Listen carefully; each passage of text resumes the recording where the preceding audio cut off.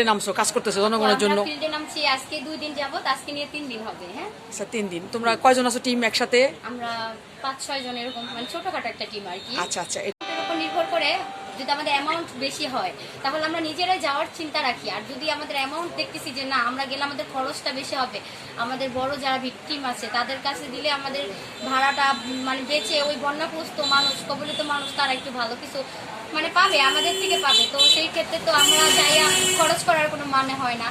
আচ্ছা, এখন যে তোমরা যে তোমরা কালেক্ট করতেছো সবাই মিল্লা, এটা আপাতত দায়িত্ব কে নিছে? মানে কয়জন আছো তোমরা এখানে? আমি তুমি দায়িত্বে আছো?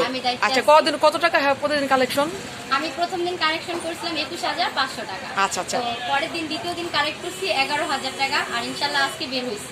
আচ্ছা, এখন টাকাটা কি ঠিকঠাক সই সালামত থাকে? হ্যাঁ আছে ইনশাল্লাহ। যাক, সততা নিয়ে কাজ করতেছো, সততা নিয়ে কাজ করো। কারণ হচ্ছে এই যে অনুদানের যে টাকাটা কতটুকু পৌঁছায় আমি জানি না, তবে আমি আশাবাদী যে সবাই সুন্দর মতো টাকাটা পৌঁছাই দিই। ঠিক আছে, আপনারা দোয়া করবেন। আমরা কারিগরি শিক্ষা বোর্ডে আমরা অবরত আছি, আমরা হরগঙ্গা কলেজ শেষ করে তুলারাম কলেজে অধ্যয়নরত আছি। ইনশাল্লাহ আমাদের দ্বারা যাতে আমাদের বন্যাগ্রস্ত জেলার মানুষগুলো যাতে অনেক ভালো থাকে, আমরা ওটাই আশাবাদী, ওই নিয়েই আমরা মাঠে নামছি। আচ্ছা ঠিক আছে,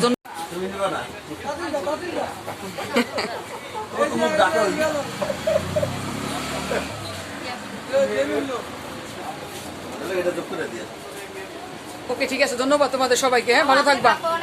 আল্লাহ হাফিজ।